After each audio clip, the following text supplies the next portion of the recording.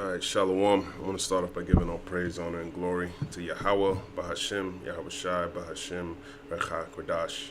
Double honors to the apostles and elders and bishops at Great Millstone for teaching me this truth. It's your brother Rabbi Nap coming out with a lesson. Lord's will, edifying to the Lord's elect. I was just watching something with, as a matter of fact, watching this right here. I'll play it as a matter of fact. Well, I guess Gorilla Hebrew says he's not a Hebrew Israelite anymore. Brother from GMS Inspiration of the Almighty posted it on his channel. Feel free to watch that. Beware of apostates, man. You don't want to fall out of the serving the Lord, man, and going back in the world, man. That's the worst thing you could be doing, man. As a matter of fact, let's look at this word, apostate. Apostate. An apostate is someone who abandons a previously held religious or political belief or principle. It often implies a deliberate and conscious rejection of what was once held sacred or adhered to. The term can be used to describe a former member of a religious group who now actively opposes it. Now, I don't know if he's active. He said he's not a Israelite anymore. You can't not be an Israelite, first of all. Okay, but you know, some people think that you can just come into this. You know, this is a warning to you brothers who, you know, you might, because we believe in the Lord, man, you know, but the Lord, he's not dealing with everybody like you think, man. You can't just come into the truth and just do what you want, man. You gotta be on fire for the Lord, man. It's like if you were in a relationship with a woman and she decides to say, you know what, she starts flaking on you. Oh, well, you know, I don't really want to be with you, and I'm thinking about my goals in life, and I wanna try new things. I think we should take a break. If your woman's doing something like that, you better. She ain't your woman anymore, man. Okay, why would you claim her? And then you're gonna be hurt at the end of it. Why not just let her go do what she's gonna do? Because ultimately, what she's gonna do is destroy herself even more, and that's pretty much what he's doing. Okay, you can't not just be an Israelite, man. If you from Israel, you're Israel. The Israelites are some of the most wicked. This is what this Bible's telling you, man. This Israel thing, man. You just as much as Esau, Edom is exposed, Jacob, Israel is exposed the same way. You still got the same traits of those people that were in the wilderness, that wicked, unbelieving spirit, okay, is prevalent within the nation of Israel. And the Lord chose this people. And it still blows my mind. This is why those of you who are in this truth need to know how lucky and blessed you are to believe in the Lord, to believe in what's going on in this Bible, these prophecies. And this is why you can't say it. You can't say it enough. You got to stay focused on this thing, man. You have to stay focused on this thing. As a matter of fact, it made me think about, what's his name? Josiah. Okay, is it 23? Josiah's covenant. Let's read about Josiah. And the king sent, and they gathered unto him all the elders of Judah and of Jerusalem. And the king went up into the house of the Lord, and all the men of Judah and all the inhabitants of Jerusalem with him, and the priests and the prophets and all the people, both small and great. And he read in their ears all the words of the book of the covenant, which was found in the house of the Lord. And the king stood by a pillar and made a covenant before the Lord to walk after the Lord and to keep his commandments and his testimonies and his statutes with all their heart and all their soul, to perform the words of this covenant that were written in this book. And all the people stood to the covenant. So imagine, because before Josiah, who was it? Ammon. As a matter of fact, let's go to Chronicles. When you read the book of Chronicles, Manasseh, that's what I'm thinking about. Manasseh was wicked as hell. Okay? And he caused Israel to go off and we were getting judged over that wickedness that he was doing. And then Josiah comes in and he kind of cleans it all up. Okay. And him opening up the book, he had that repentant state. That's like us coming into this truth. We're reading the laws. We're in the same spirit of Josiah. Okay. And he's young. Look at Josiah was 8 years old when he began to reign, and he reigned in Jerusalem 131 years. So 31 years altogether. So understanding that him coming back to these laws, he understood, damn, my people are going off. That's what we're starting. We acknowledge that by reading this book. This book has put us in that repentant state to say, hey, listen, we got to get our shit together, man. And this is what Josiah was doing, but he was in the position of being a king. So I'm going to continue reading. 2 Chronicles 34:4. And they break down the altars of Baal Yum. Let me look in that word. I think that's just a plural word or saying Baal. Okay, let me get into this. Baal. Let me read this. This is Ba-ya-la. Okay. Baal. Okay. But the I am that is saying, it makes it plural, but it's Yah. There should be a Yah here and a Ma to make it Yum. Baal Yum, which means plural, makes it plural. Okay, and Baal is Lord. Just another way of saying Lord. But let me look into the Baal, as a matter of fact, because Baal was a prominent deity in ancient Middle Eastern mythology, particularly among the Canaanites, where he was revered as a god of storms and fertility. Okay. Because Abraham called his wife Baal. Abraham calls his wife Baal. What scripture was that? Sometimes Baal means Mr., Sir, or husband. Sometimes it means Baal, the Canaanite god of the storm and fertility. So let me find out. Genesis 20:3. Let me go into that. Because we got to know all these things, man. We got to know everything. Genesis 20, outside the top. And Abraham journeyed from thence toward the south country and dwelled between Kadesh and Shur and sojourned in Gerar. And Abraham said of Sarah his wife, she is my sister. And Abimelech, king of Gerar, sent and took Sarah. But God came to Abimelech in a dream by night and said to him, behold, thou art but a dead man for the woman which thou hast taken, for she is a man's wife. Hold on, so where's Baal at in that? It's an unusual translation and not the common usage of the words. While there's a specific instance where the term Baal is translated as wife. Okay, so here, that word wife goes to Baal. In Genesis 20:3, I just want to look at this definition. To marry, rule over, be lord, husband over, to rule over. So in this case, it's used differently. He's basically saying, that's why brothers be saying, my wife's a demon, man. Okay? And this is the precept right here. Deuteronomy 21:13, and she shall put the raiment of her captivity from off her, and shall remain in thine house, and bewail her father and her mother a full month, and after that thou shalt go in unto her, and be her husband, and she shall be thy wife. So it's used in a couple of different ways, but Baal is going back to an idol. Okay, where was I? Salah. Back in so yeah.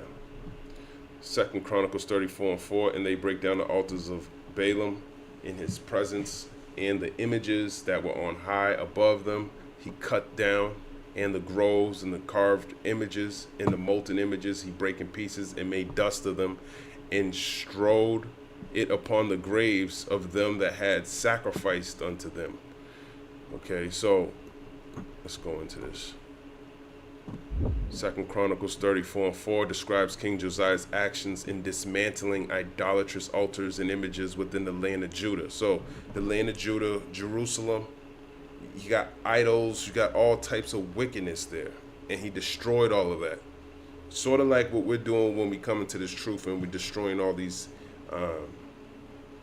beliefs, these false idols that are within us. Because anything that opposes serving the Lord is like it's a belief, it's a stain in your garment, it's an idol that you believe in. And coming into this truth, you can remove them because you understand through your belief, hey, this is the way to go. Okay?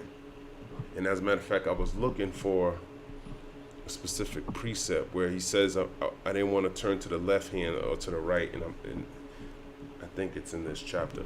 2 Chronicles 34:5, and he burnt the bones of the priests upon their altars and cleansed Judah and Jerusalem. And so did he in the cities of Manasseh and Ephraim and Simeon, even unto Naphtali, with their mattocks round about. What's that talking about?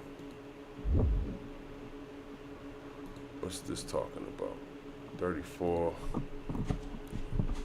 What's a mattock? What's this talking about? 2 Chronicles 34:6 describes King Josiah's religious reforms extending to the territories of Manasseh, Ephraim, and Simeon, even reaching Naphtali, including their ruined areas. Okay. Chat need to elaborate on this. I want to get to what are the mattocks? A mattock is a tool similar to a pickaxe used for digging and breaking ground. The phrase suggests that the destruction of pagan places of worship was thorough and physical, breaking down altars, idols, and high places using tools. Okay.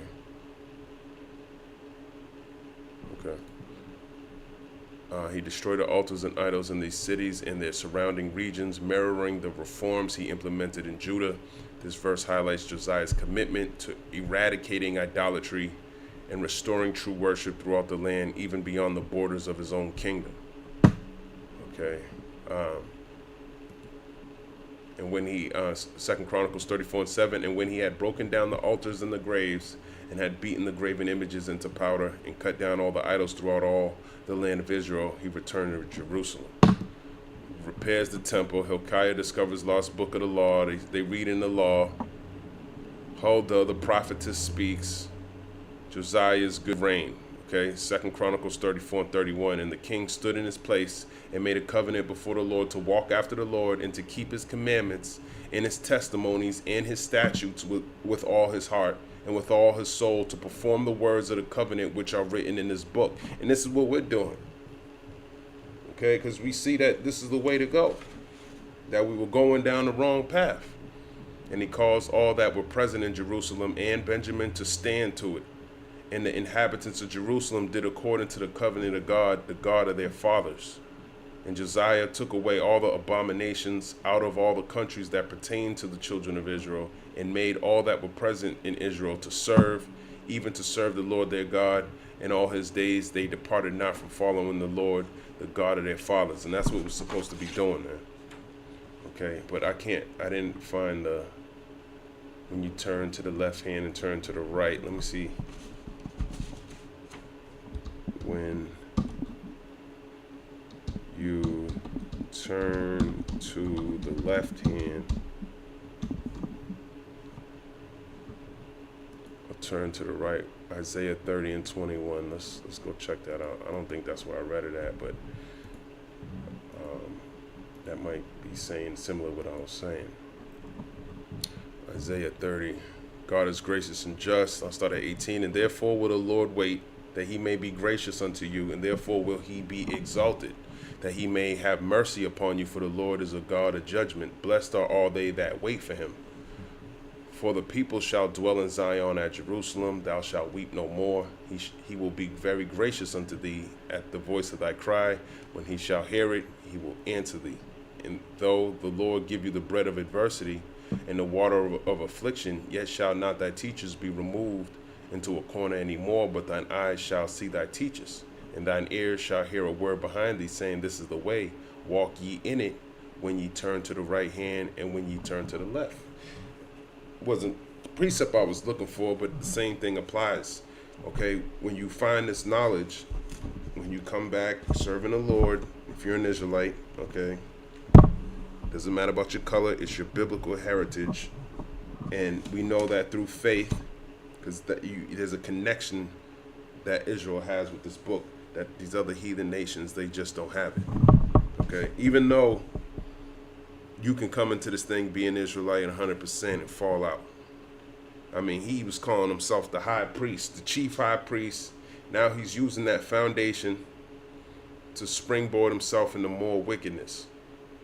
Okay, and he probably was like that from the beginning. He probably thought he always been like that, man. You know, I don't really know, but from, watching old videos, you come into this thing and brothers been making videos for years, going all the way back to 2007, 2008, when a lot of people been coming in, putting up these videos online. I guess Apostle Kabar calls them the YouTube era, because before these videos were going online, the elders were out on the street corners. Okay, they had a school. They were bringing. They were on foot doing this thing. Okay, so the majority of the Israelites you see today putting it up on YouTube, they're like the YouTube era, which is beautiful, because that's how I came into the truth, man. I wouldn't have been putting up no videos on YouTube. I don't really care about YouTube and all this shit, man. This shit is, but to serve the Lord, hey, man, this is nothing, man. At the same time, I like to think of myself as a student. Like this, you just learning. If you can help a brother on your walk, hey, that's what you do. But that's, you want to stay humble in this thing. Sometimes you come into this thing, and if you might know something better than somebody else, you feel like you're somebody, man. You ain't shit. If you think you're somebody in this thing, man, you ain't nothing, man. Okay? You're really nothing. And this word should be getting you to understand that, because Yahweh Shai, he understood that on a higher level than any of us. And that's why he's worthy to be praised, man. Because being humble is not, it's not as easy as you think, man. There's a strong effort to, that you gotta, because you've been proud most of your life being under this devil. You've been, he got you thinking like a damn Edomite. So to come up out of that, you got to constantly be in this book, man. Same amount of time you spent allowing the devil to teach you something, you got to kind of lose all of that, man, and be taught as a baby again, and like you don't even know anything, man. And you got to approach this thing with humility, and the Lord will increase you. Let him exalt you, okay? But not exalted where you get more views and, people saying, bravo, you did a great video today. No, you want to be exalted on sitting on thrones, ruling over your enemies, being, salvation, things like that. You want to stay focused on what really matters in this thing, and not being up on this YouTube platform thinking you're somebody, man. Because this world, it wants you to exalt yourself somehow, man. It wants you to worship yourself. Okay, so that's a demon that it's a demon, man. You gotta try to stay humble as much as possible, and it's not easy, man. It's not an easy thing. And, even with Mr. Gorilla Hebrew, that name Gorilla, man, it makes me think he sold out since the beginning. As soon as you start calling yourself a monkey, come on, man, that's Esau, man. That's my opinion. I don't really know, but he moves like certain people, man. I can't be around a spirit like that. Him, it's not. I don't know what it is, man. don't know what it is, man. Just something, just funny style, just funny. It's funny. I can't really explain it, especially, you know, because all you know is what you see on these videos. But you know, I just can't be around certain people that are like that. You know, someone who thinks he's somebody. Now the brother's smart, okay? He's smart, man. But Israel's smart to their own destruction. They're just sometimes the too smart in this thing, man. You just oh man, you're redeeming. You know, like you got to be able to see past somebody's wisdom, man. Because a lot of people use it like as a cloak. You know, oh well, I'm in the truth, and you the biggest demon in the truth. Okay, he was one of them, but he was constantly being exposed. But yet, he had so many followers. He had so many people gathered up to him and following him.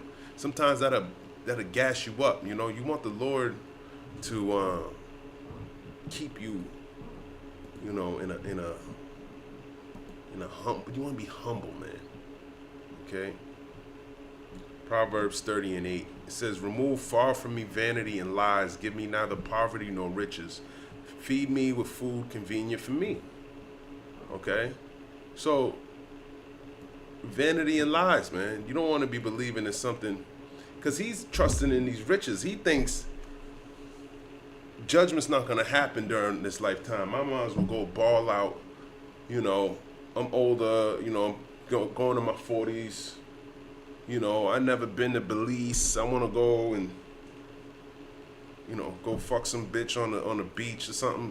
You know how Jake be thinking, man. And that's how the thoughts like that get you up out of here, man. Here it is. This brother's out here suffering for the Lord, man. And the Lord is recognizing that. And then he see a nigga like you. He gonna make an example out of you so he can keep somebody else that's been 10 toes down for the Lord to remain in this truth. You don't want to be that example that brothers need to stay tight in this thing, okay? Because he's been systematically, it wasn't all of a sudden. He was constantly warning them, being merciful with him. Brothers doing videos about him going to a Passover and eating chicken and lettuce. Like, what are you doing? And he came out of GMSO. He knows better than that. So there was nothing you could do. You came out of the root. Okay? You were with the elder, man. What? You know how many brothers ain't seen the elders, man? Brothers want shit, man. Brothers want to be where the knowledge is, man. Okay? It's better to learn from the top men. But that doesn't necessarily always mean you're going to be the wisest. And he's a clear case in point, man. Took that knowledge and ran off and did something stupid. Okay? But I want to grab this and I want to look into this. Proverbs 30:8. It says, "Remove far from me vanity and lies." Vanity refers to emptiness, worthlessness, or deceitful things, worldly distractions that don't lead to godliness. Yeah, so that's exactly what vanity is, man. It leads to worldly distractions that lead ultimately to nothing.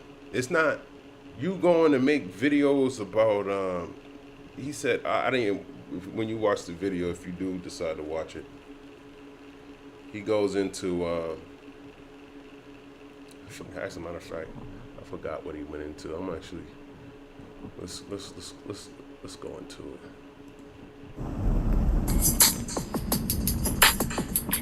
You think I'm over here watching Hebrew Israelite debates, Eliezer, the same recycled, backwash topics?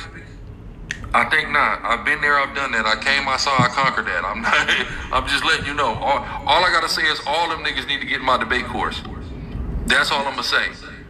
Cause the things I do see. Hold on. He said I came, I saw. I think that's Veni Vidi Vici. What does that mean? I want to see who.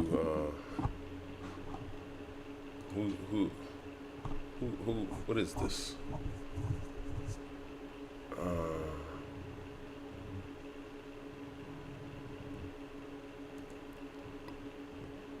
Veni Vidi Vici is a Latin phrase used to refer to a swift, conclusive victory. The phrase is popularly attributed to Julius Caesar, who, according to Appian of Alexandria, was a Greek historian with Roman citizenship who prospered during the reigns of the Roman emperors Trajan, Hadrian, and Antonius Pius. Used the phrase in a letter to the Roman Senate around 47 BC after he had achieved a quick victory in his short war against Pharnaces II of Pontus, was the king of the Bosporan kingdom and kingdom of Pontus until his death.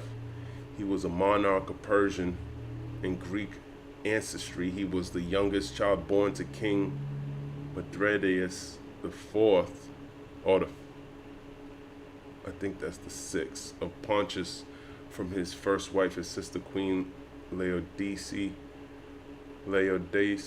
He was born and raised in the kingdom. At the Battle of Zela, modern-day Turkey, the phrase is attributed to Plutarch's Life of Caesar. Who's Plutarch's? Plutarch was a Greek Middle Platonist philosopher, historian, biographer. Okay, Life of Caesar and Suetonius, Lives of the 12 Caesars, Julius. Plutarch writes that Caesar used it in a report to Amentius, a friend of his in Rome. Suetonius states that Caesar displayed the three words as an inscription during his Pontic triumph. So he think he got the victory. That's not the victory that we're looking for. Whatever victory he think he achieved is not the victory we want. Okay. Revelation 15:2. And I saw, as it were, a sea of glass mingled with fire, in them that had gotten the victory over the beast. See, he's not getting the victory over the beast. He's being complacent in this world. He's taking that knowledge and he's gonna water it down. And a lot of people are gonna but ultimately the Lord's still using them just on the left hand side. And he gonna gather the undesirables to him and get them put to death. And over his image is not the picture of Jesus Christ, okay? That's not what's the image is actually this system, okay? How you eat, how you provide for yourself. You rely on this system. It's ultimately the Lord, because he's the one who set this system up. But when the Lord wants to see if you're going to be 100% reliant on him or this system, that's what's coming to pass with this MOTB. A lot of y'all are going to fall to this beast, okay? And over his mark, which is the MOTB, okay, you need to get the victory over that. And over the number of his name, stand on the sea of glass, having the harps of God, okay? So let me get this number of his name in case I'm missing anything there. Because this is the victory that really matters. This is what you should be getting into.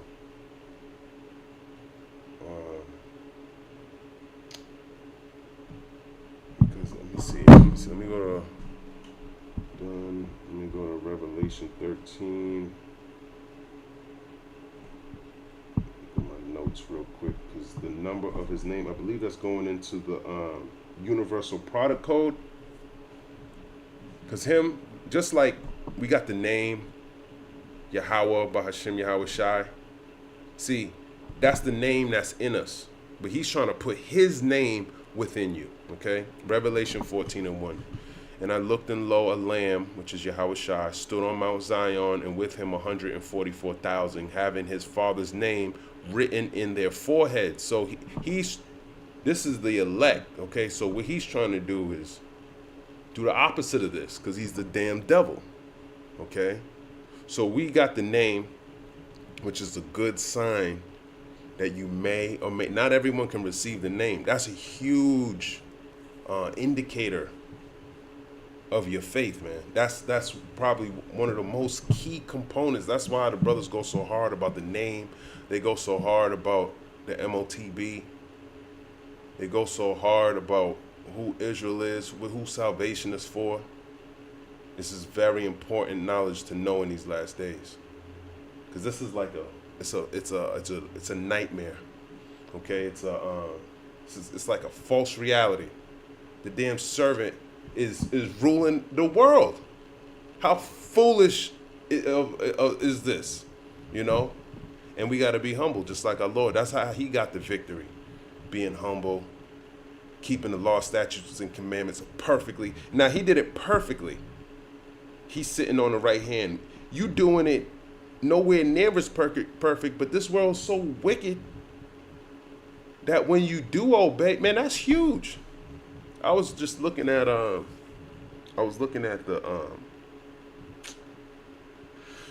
Israelites walk 40 years in the wilderness, and you should see how, look at, I don't want to get too much off topic. Let me finish this. Revelation 14:2. And I heard a voice from heaven as the voice of many waters, and as the voice of a great thunder.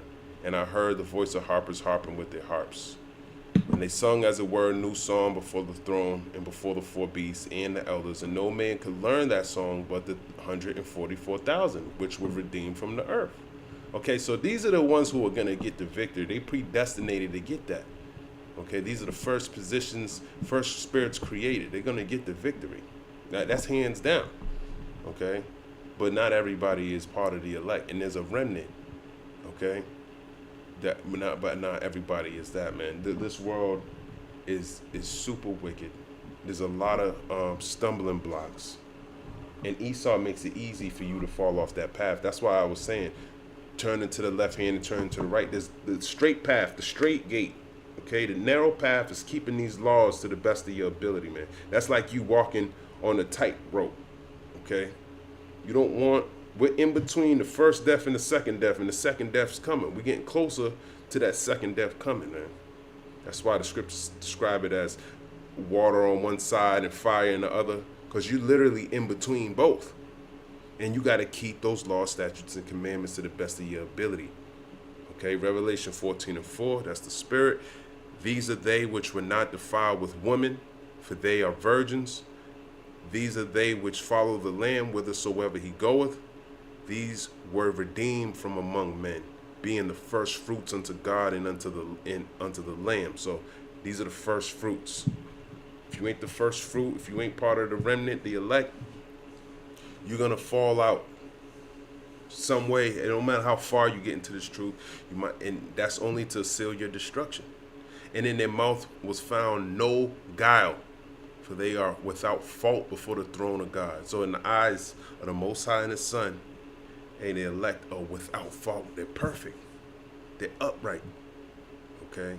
And the Lord's not going to He is going to pardon them. He's not going to impute the sins that they committed in the flesh, because He's looking at their heart. Okay? Ultimately, it's them following Yahweh Shai. But going back to the number of the name. Okay? When you go to Revelation, the 13th chapter, this is what majority of you going to fall to.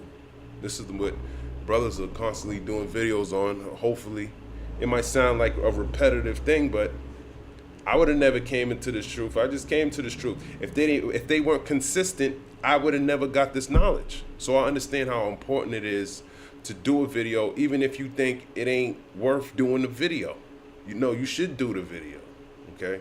Because a lot of people, the Lord's using all these platforms, ChatGPT, all these apps to bring forth the truth. If you can, it's good to use it, but on the right-hand side. Okay, a lot of people use this technology for foolishness, folly. Now, this is a way that can help you serve the Lord, or seek the Lord, I should say. Revelation 13:15, and he had power to give life unto the image of the beast, that the image of the beast should both speak and cause that as many as would not worship the image of the beast should be killed.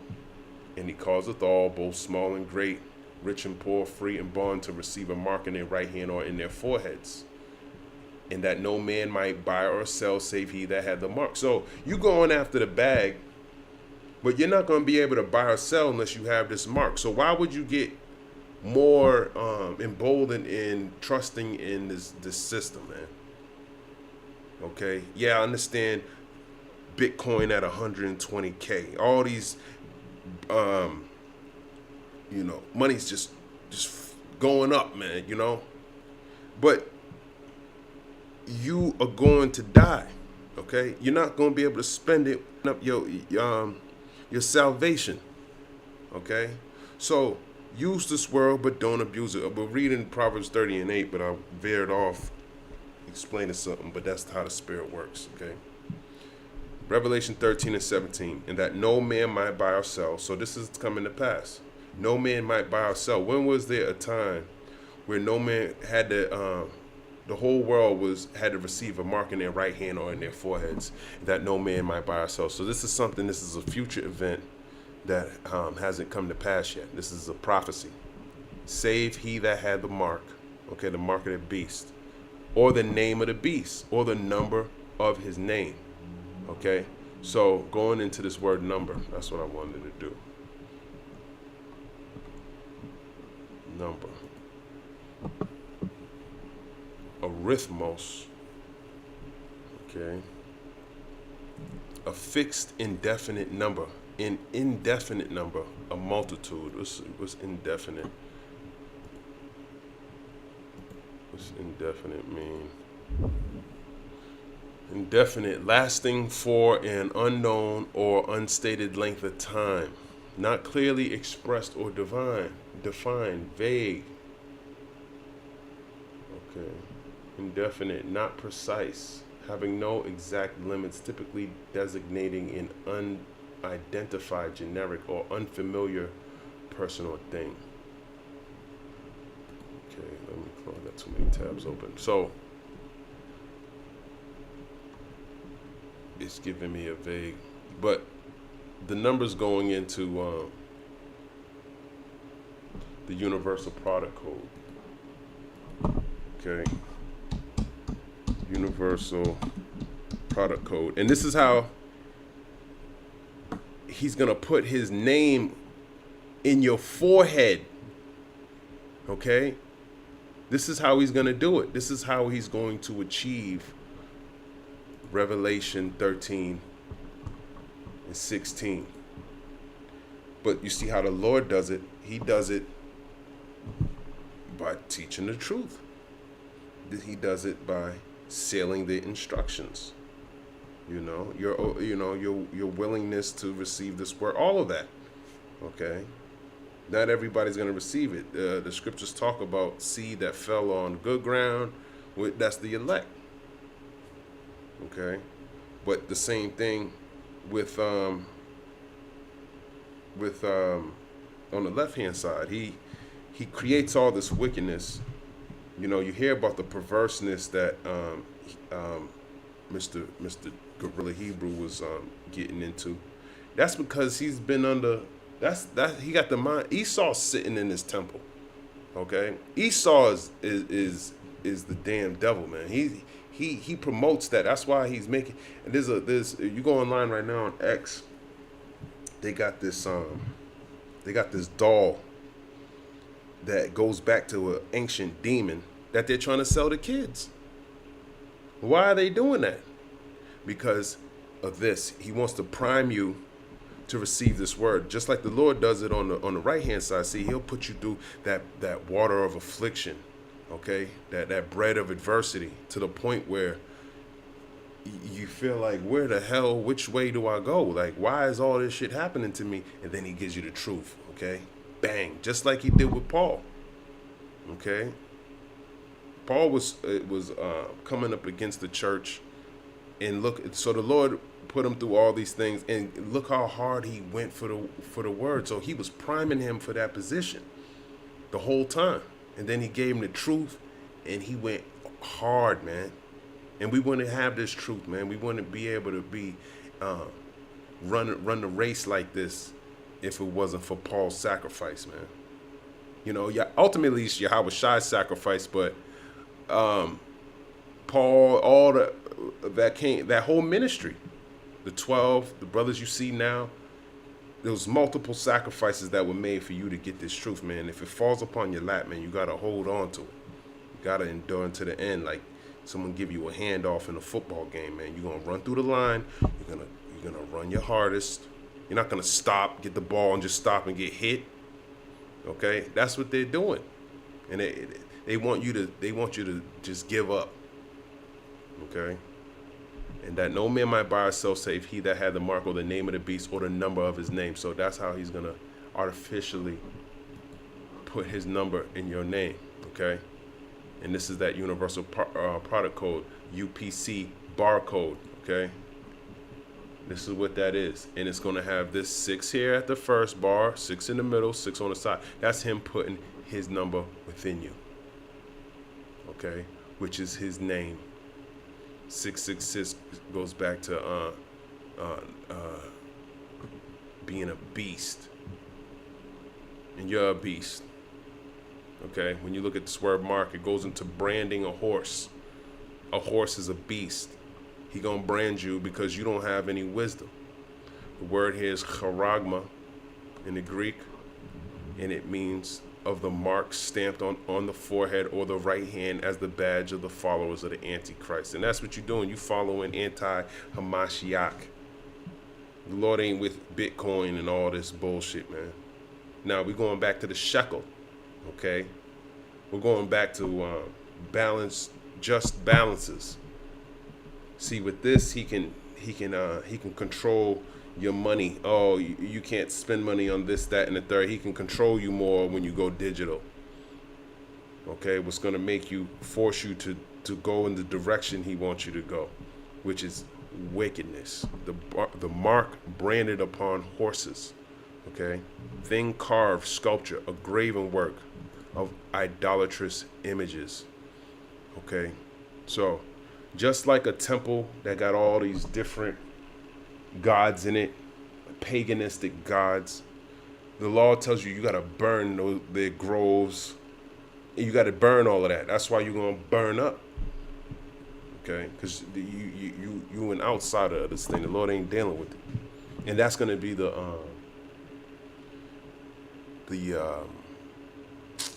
how can I put it, the last straw or the cherry on top to prove that you are not what the Lord's looking for. You are not the elect. So when you get that, and you're going to be thinking about Al-Azhar and all the videos you've been watching, the people you've been following, you're going to think about them because you know they're going to burn with you. You're going to see them burning as you're going to be thinking, how did I get to this point? And you're going to reflect. And it's all these people that you see on YouTube. It's these people that you see in your in your walk, in your lot, that help direct you to go that way. And the Lord put all of them there to put you in that path of destruction. That's why when you're in this truth, you see who the Lord put you, your teachers, the people that take, that even if they fell out, at least he put them in at a point. Because Al-Azhar probably got a lot of fruit too. Because a lot of people who were under him, they're still in the truth. As a matter of fact, some of them might even be going even harder. Or some of them might even be getting more wicked. Who knows? But they know about Great Millstone. They know about Great Millstone, man. They know about Great Millstone, man. And a lot of, because their camps were stemmed out of that. I think Sakari, majority of them believe the same thing. I think they go off on their biggest thing is the hat. They like wearing hats. They like bringing poles to the altar and debating and shit like that. But they still Israel, and the Lord gotta we all gotta learn. Ain't nobody better than anybody, but you gotta grow in this thing, man. You have to grow. If there's no growth, then I don't think you're really following the Lamb, because you can have the truth and not be in the truth at the same time. This thing is it's the Lord got a lot of stumbling blocks out here. He knows how to get who he wants delivered, and who he don't want, he knows how to get them up out of here too.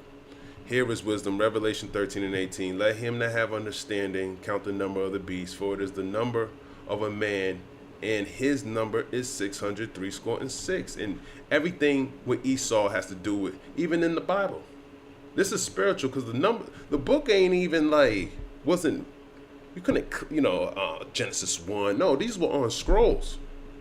And it's the spirit that you go to Genesis, the 36th chapter, Esau, Edom, man. So we know it's talking about his red ass. Now these are the generations of Esau, who is Edom. Okay? Genesis 36 and 8. Thus dwelt Esau in Mount Seir. Esau is Edom. Okay, so we know that. Descendants of Esau all the way up to the point where it says, Genesis 36 and 43. He is Esau, the father of the Edomites. Okay, and he got destruction coming to him. And if the blind lead the blind, both of them are going to fall into a ditch. That's ultimately those false prophets, because they following Esau. They're following the money. Okay, filthy lucre, falling out the truth for nothing. Stupid shit, man. All this shit's going to be destroyed, man. Proverbs 30 and 8. It says, remove far from me vanity and lies. Vanity refers to emptiness, worthlessness, or deceitful things, worldly distractions that don't lead to godliness. Lies could refer to both falsehoods and self-deception. Yeah, you deceived yourself into thinking that this place is going to last forever. It's not. You think you're going to party it up, and that's the mindset of the Edomites. That's what they should be doing. Okay, but you look at them and you think, oh, well, why am I not? My life sucks so much. Why don't I just go chill with Esau? Because the scriptures tell Esau to do that.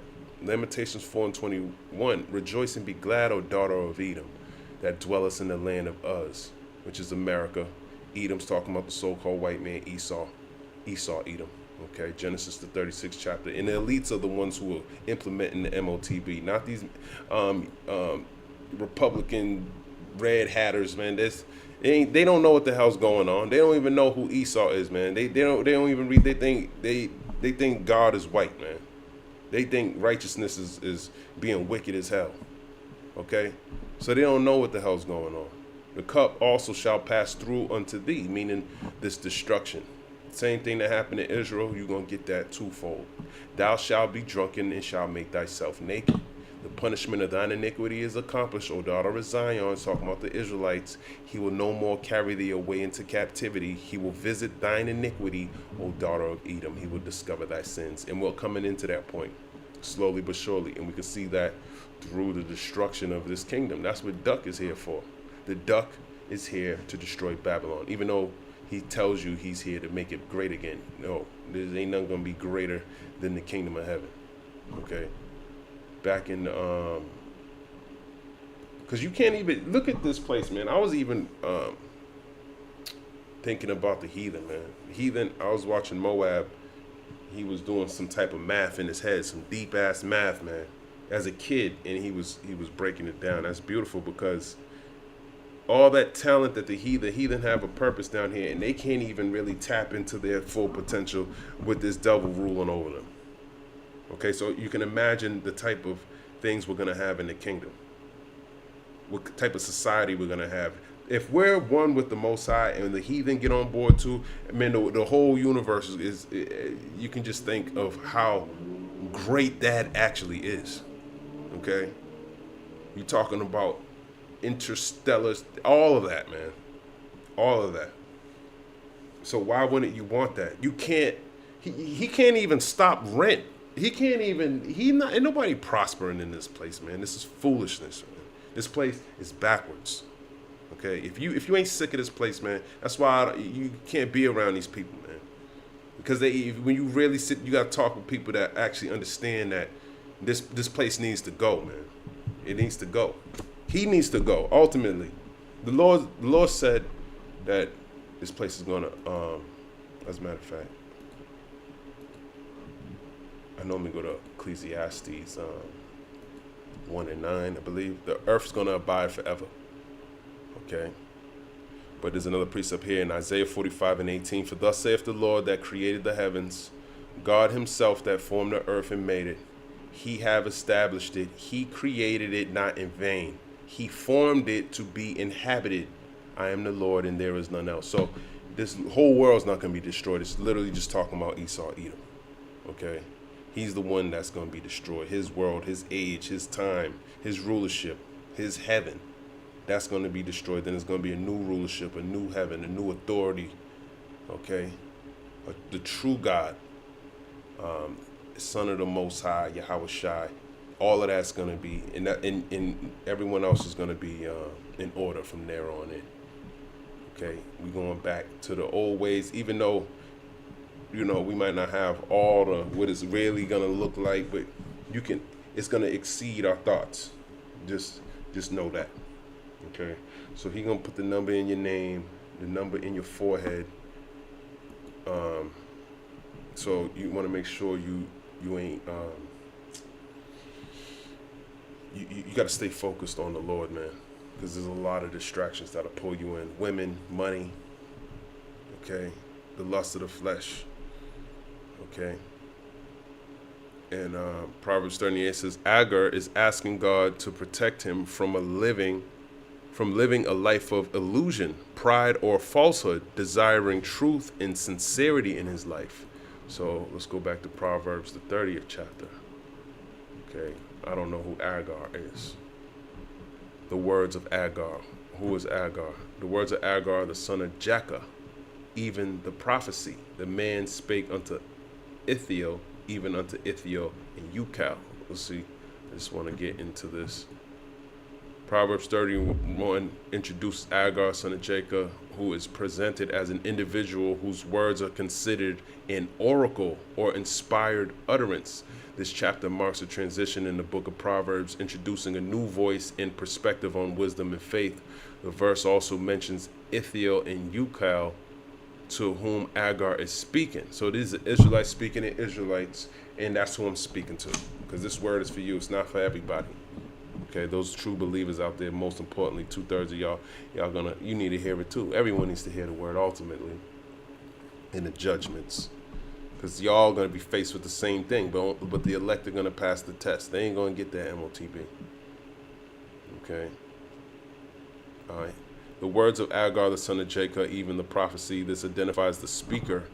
It indicates the weight and significance of his words, suggesting they are divinely inspired to carry prophetic insight. The man spake unto Ithiel, even unto Ithiel and Ucal. This identifies the audience, indicating that Agar is addressing two individuals, Ithiel and Ucal. The subsequent verses 32-4 reveal Agar's humble self-assessment, acknowledging his lack of wisdom and understanding compared to God, while also challenging the reader to consider the incomprehensible nature of God's power and knowledge. And we need to know that. You ain't as smart as you think you are, man. And it's the Lord who's in control of all this wisdom anyways. He's the one who gave it to you, if you have it at all. Okay? Let me get back in here. What else does it say? Give me neither poverty nor riches. This is a rare prayer for balance. You hear that? It's a rare prayer for balance, man. These are the things we should be praying for, man. Neither poverty nor riches, man. You don't, because you want to be in a position where you can take the time to sit down and talk and teach or learn. You know, if you get too broke, now you're committing crime. Now you're locked up. You got too much on your plate to really focus on what really matters. You get too much money, same thing. You're more occupied in the world. Okay? So you want to be in that balanced position where you ain't doing so well and you're not doing so great, but in all actuality, you're doing better than everybody else because you're serving the Lord. Okay? Agar doesn't want to be too poor, which could lead to temptation or desperation, nor too rich, which could lead to pride and forgetfulness of God. Okay? And that's what what's his face was doing, man. He was insinuating, getting to that level of just not really serving the Lord, man. Now he's kind of serving his own belly, his own lust. Okay, it shows a desire for contentment and humility, not excess. Okay, we want to be content with what the Lord gave us, man. You know, it's very simple. It's not a deep breakdown. It's just sometimes, you know, I feel like it can be elaborated more when you look it up. Okay. Feed me with food convenient for me. Food convenient means daily, appropriate, or necessary provision. Okay, that's that daily bread. Okay, in Matthew the 6th chapter. This is another thing we should be praying for. Okay. Matthew 6 and 11. Give us this day our daily bread. Okay, let's look into that. Let's look up what this daily bread is talking about.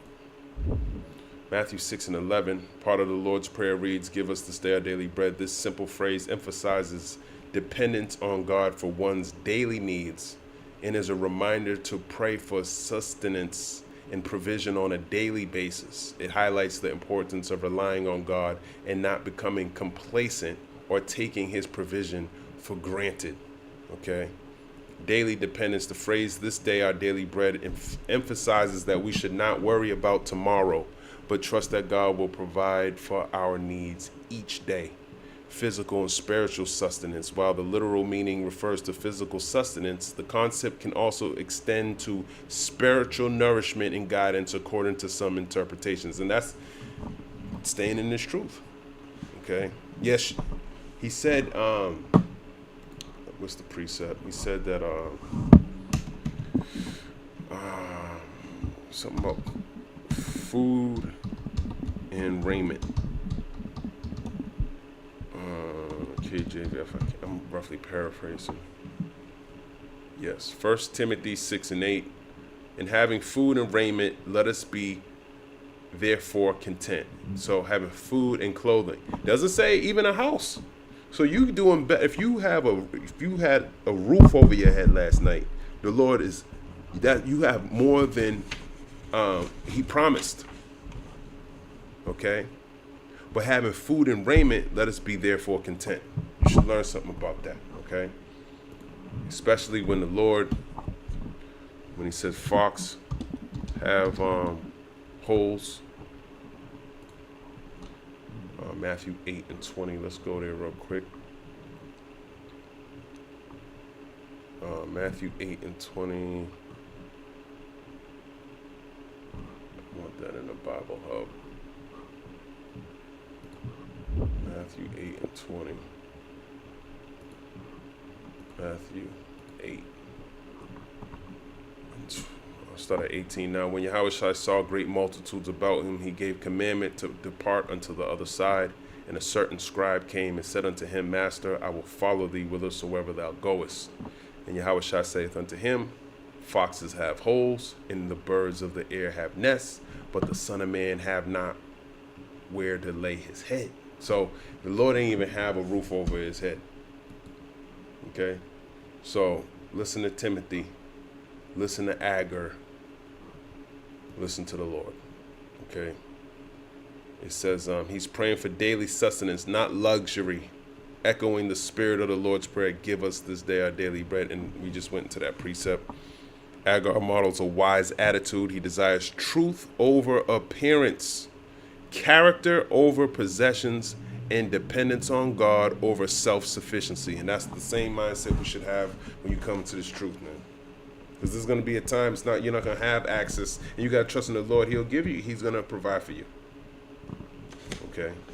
He's going to provide for you. And if he doesn't, hey, guess what? You got to be, your faith needs to know that you've done everything you could to serve the Lord when things were good, and that can sustain you to be stable, because he's going to test you. That's the test. Yahushua was in the wilderness 40 days and 40 nights, and the Lord sustained him, even though that was a different time. You know, we got food then didn't have as much chemicals, and, you know, it was a different time. But that's hard to do. Take a fast for 3 days, 3 nights. Don't drink any food or water. and you're gonna feel like you're about to pass out, man. It's hard to do, but when you do it, you really see this body, man. You're gonna need a power, man, and that's enough for you to take the MOTB after 3 days. 3 days, man. It'll turn this place upside down. Think about how people ain't gonna have the strength that they have on a daily. We just hope the Lord, sustains us in that time. This verse teaches the value of honesty, contentment, and moderation, all rooted in a trust that God will provide that is truly needed. That's good enough with that. I want to make sure I ain't going too hard. What time? Yeah, but you know what? I'm going to end it there. Lord's will, that was edifying. I want to give all praise, honor, and glory to Yahweh, Bahashem Yahweh Shai, Bahashem Rachakwada.